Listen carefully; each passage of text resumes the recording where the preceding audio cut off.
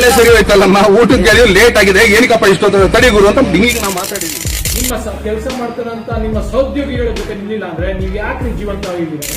Service ಮಾಡಕ್ ಹೋದ್ರು ತಗೊಂಡೋಗ ಈ ಕಡೆಗೆ ಹಾಕ್ಬೇಡ ಬೇಡ ಸ್ಟೇಜ್ಗೆ ಹೋಗೋ ಅಂತ ಕೆಲಸ ಅವ್ರೇನು ಮಾಡಿಲ್ಲ ನಮಗೆ. ಇವೆಲ್ಲ ಸುಳ್ಳು. ದಯವಿಟ್ಟು ಸಂಕೇಶ್ ಅವರೇ, ಗೋಪಾಲರಾಜ್ ನಾನೇನೆ. 25 ಕೋಟಿ ಧೋಕಾ ಪ್ರಕರಣ ತಣ್ಣಗಾಗುವಷ್ಟರಲ್ಲಿ ಇದೀಗ ಡಿ ಬಾಸ್ಗೆ ಮತ್ತೊಂದು ಸಂಕಷ್ಟ ಎದುರಾಗಿದೆ. ಸಂದೇಶ್ ಪ್ರಿನ್ಸ್ ಹೋಟೆಲ್ ಸಿಬ್ಬಂದಿಗೆ ದರ್ಶನ್ ಹಲ್ಲೆ ಮಾಡಿದ್ದಾರೆ ಎಂದು ನಿರ್ದೇಶಕ ಇಂದ್ರಜಿತ್ ಗೃಹ ಮಂತ್ರಿಗಳನ್ನ ಭೇಟಿ ಮಾಡಿ ತನಿಖೆಗೆ ಮನವಿ ಮಾಡಿಕೊಂಡ್ರು. ಇದಕ್ಕೆ ಸ್ಪಂದಿಸಿದ ಬೊಮ್ಮಾಯಿ ಅವರು ತನಿಖೆ ನಡೆಸುವುದಾಗಿ ಭರವಸೆ ನೀಡಿದ್ರು. ಹೀಗಾಗಿ ಡಿ ಬಾಸ್ ಕಂಬಿ ಹಿಂದೆ ನಿಲ್ತಾರಾ ಅನ್ನೋ ಮಾತುಗಳು ಕೇಳಿ ಬರ್ತಿದೆ.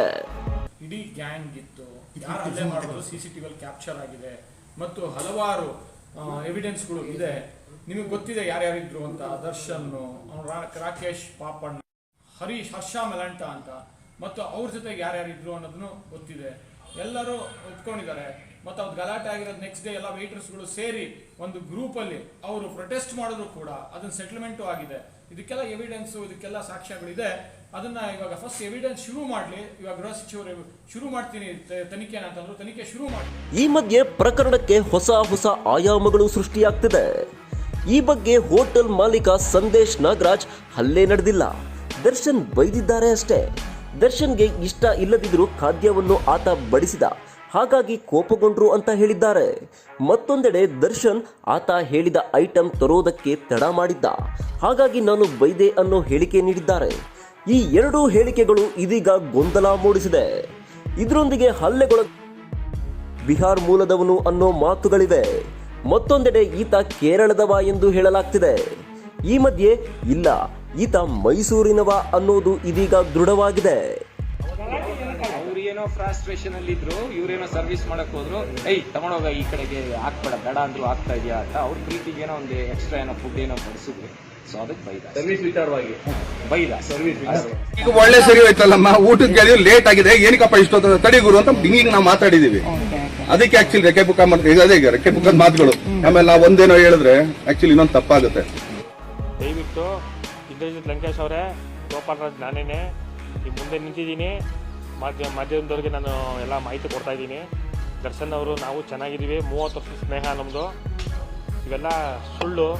ದಯವಿಟ್ಟು ಇಂದ್ರಜಿತ್ ಲಂಕೇಶ್ ಅವರೇ, ದಯವಿಟ್ಟು ಇಲ್ಲಿಗೆ ನಿಲ್ಲಿಸ್ಬಿಡಿ. ನಾನು ಕೋಮಾ ಸ್ಟೇಜ್ಗೆ ಹೋಗಿರೋ ಥರ ಕಾಣ್ತಾ ಇದ್ದೀನಿ ಸರ್ ನಾನು. ಇಷ್ಟೆಲ್ಲ ಬೆಳವಣಿಗೆಯ ಮಧ್ಯ ವಕೀಲ ಅಮೃತೇಶ್ ಅನ್ನೋರು ದರ್ಶನ್ ವಿರುದ್ಧ ದೂರು ದಾಖಲಿಸಿದ್ದಾರೆ. ಹೀಗಾಗಿ ದರ್ಶನ್ ಜೈಲಿಗೆ ಹೋಗ್ತಾರಾ ಅನ್ನೋ ಮಾತುಗಳು ಜೋರಾಗಿಯೇ ಇದೆ.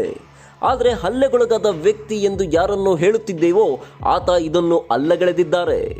ದರ್ಶನ್ ನಾನು 30 ವರ್ಷದಿಂದ ಒಳ್ಳೆಯ ಸ್ನೇಹಿತರು, ಅವರು ನನ್ನ ಮೇಲೆ ಹಲ್ಲೆ ನಡೆಸಿಲ್ಲ ಎಂದು ಹೇಳಿಕೆ ನೀಡಿದ್ದಾರೆ. ಹಲ್ಲೆಗೊಳಗಾದ ವ್ಯಕ್ತಿಯೇ ಇಲ್ಲ ಎಂದು ಹೇಳಿದ್ರೆ ದರ್ಶನ್ ತಪ್ಪು ಮಾಡಿಲ್ಲ, ಅವರನ್ನು ಸಿಲುಕಿಸಲು ಪ್ರಯತ್ನ ನಡೆದಿದೆ ಎಂದರ್ಥ ಅಲ್ವೇ? ಒಂದಂತೂ ಸತ್ಯ, ಈ ಕೇಸ್ ಯಾವುದೇ ಕಾರಣಕ್ಕೂ ನಿಲ್ಲಲ್ಲ. ದರ್ಶನ್ ನಿರಪರಾಧಿ ಅನ್ನೋದು ಅವರ ಹೇಳಿಕೆಯಿಂದ ಸಾಬೀತಾಗಿದೆ. ಸರ್, ಯಾವುದೇ ಥರದ ಗಲಾಟೆ ಆಗಿಲ್ಲ, ನನ್ನ ಮೇಲೆ ಯಾವುದೇ ಥರದ ಹಲ್ಲೆ ನಡೆದಿಲ್ಲ. ಕೋಮಾ ಸ್ಟೇಜ್ಗೆ ಹೋಗೋ ಅಂತ ಕೆಲಸ ಅವ್ರೇನು ಮಾಡಿಲ್ಲ ನಮಗೆ. ಇವೆಲ್ಲ ಸುಳ್ಳು. ದಯವಿಟ್ಟು ಇಂದ್ರಜಿತ್ ಲಂಕೇಶ್ ಅವರೇ, ಗೋಪಾಲರಾಜ್ ನಾನೇನೆ. ಆದ್ರೆ ಇವರೆಲ್ಲ ಒಂದು ಮಾತಾಡಿ ಮತ್ತೆ ಸೇರಿಸ್ಕೊಂಡು ಅದು ಡಿಲೀಟ್ ಮಾಡಿ. ಈಗ ಒಳ್ಳೆ ಸರಿ ಹೋಯ್ತಲ್ಲಮ್ಮ, ಊಟಕ್ಕೆ ಕೇಳಿ ಲೇಟ್ ಆಗಿದೆ, ಏನಕ್ಕಪ್ಪ ಇಷ್ಟೊತ್ತು ತಡಿ ಗುರು ಅಂತ ಈಗ ನಾವು ಮಾತಾಡಿದ್ವಿ. ನಿಮ್ಮ ಕೆಲಸ ಮಾಡ್ತಾರಂತ ನಿಮ್ಮ ಸಹೋದ್ಯೋಗಿಗಳ ಜೊತೆ ನಿಲ್ಲಿಲ್ಲ ಅಂದ್ರೆ ನೀವು ಯಾಕೆ ಜೀವಂತವಾಗಿದ್ದೀರಾ? ಸರ್ವಿಸ್ ಮಾಡಕ್ ಹೋದ್ರು, ತಗೊಂಡೋಗ ಈ ಕಡೆಗೆ ಹಾಕ್ಬೇಡ ಬೇಡ ಅಂತ. ಸ್ಟೇಜ್ಗೆ ಹೋಗೋ ಅಂತ ಕೆಲಸ ಅವ್ರೇನು ಮಾಡಿಲ್ಲ ನಮಗೆ. ಇವೆಲ್ಲ ಸುಳ್ಳು. ದಯವಿಟ್ಟು ಇಂದ್ರಜಿತ್ ಲಂಕೇಶ್ ಅವರೇ, ಗೋಪಾಲರಾಜ್ ನಾನೇನೆ. ಈ ಮಾಹಿತಿ ನಿಮಗೆ ಇಷ್ಟ ಆದರೆ ಕೋಸ್ಟಲ್ ಕನ್ನಡ ಪೇಜ್ಗೆ ವಿಸಿಟ್ ಮಾಡಿ, ಸಬ್ಸ್ಕ್ರೈಬ್ ಬಟನ್ಗೆ ಕ್ಲಿಕ್ ಮಾಡಿ.